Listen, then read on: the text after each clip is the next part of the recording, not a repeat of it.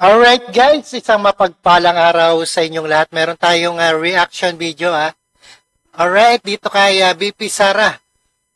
Kapag nagsalita ako, magkakagulo ang bayan. Ayon kay Vice President Sara Duterte.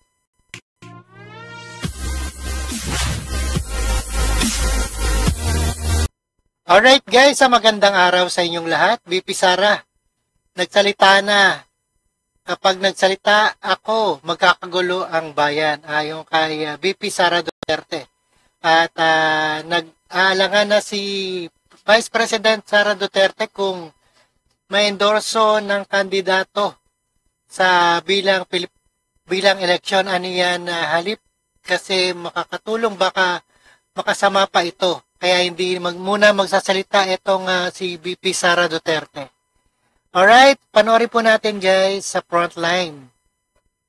Si Vice President Sara Duterte kung mag-endorso siya ng mga kandidato sa Bilang Pilipino 2025. Imbis daw kasi na makatulong, baka raw makasama pa ito sa kanila. Nasa frontline balitang yan ang aming Mindanao correspondent na si Bril Montalvo, exclusive.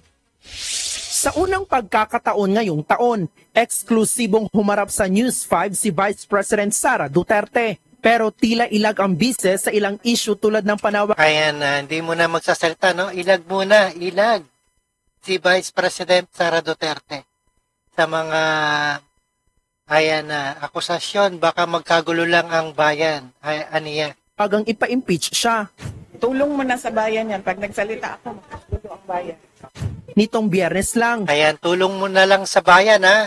Kasi pag nagsalita si Sara, malamang Nang mag-rally ang ilang grupo sa EDSA Shrine para manawagan sa Kongreso na aksyonan ang impeachment complaint laban kay VP Sara. Ngayong linggo na raw nakatakdang ipadala ng Kamara sa opisina ni House Speaker Martin Romualdez ang 3 impeachment complaints. Sa kabila ng planong pagpapatalsik sa kanya, seryoso raw na titingnan ni VP Sara ang pagtakbo bilang presidente sa 2028 elections na pag-iiwanan na raw kasi ang Pilipinas ng ibang bansa. Ayan, seryoso na sasabihin ni Sara Duterte na tatakbo siya sa 2028, na papag-iwanan na ang Pilipinas. Ayan, iwawasto lang ni Sara Duterte ang Pilipinas. I'm seriously considering running in the 2028 presidential elections dahil sa mga nakikita natin sa bayan natin na dapat ayusin, dapat baguhin. Tungkol naman sa pag-iendorso sa mga kandidato para sa nalalapit na Bilang Pilipino 2025, may pag-aalinlangan si VP Sara. Hindi ko alam kung makakatulong o makakasama sa mga kandidato ang pag-endorso ko sa kanila. Kaya pinag-iisipan ko yun ng maayos. Sa usaping budget naman, kinumpirma ni VP Sara na wala muna. Ayan, sa usapin budget, wala munang buryal Ayan, dahil walang pondo ang Vice President o VP ng Medical at Burial Assistance ang Medical at Burial Office of the Vice President dahil sa pagtapya sa kanilang pondo ngayong taon. May ilan din daw satellite offices ang OVP na nagsara. Meron sa kanila ang mga lumipat ng opisina dahil meron kaming budget cut sa lease. Yung mga iba na hindi pasok sa limit namin sa pagbayad ng upa ay lumipat ng mga offices.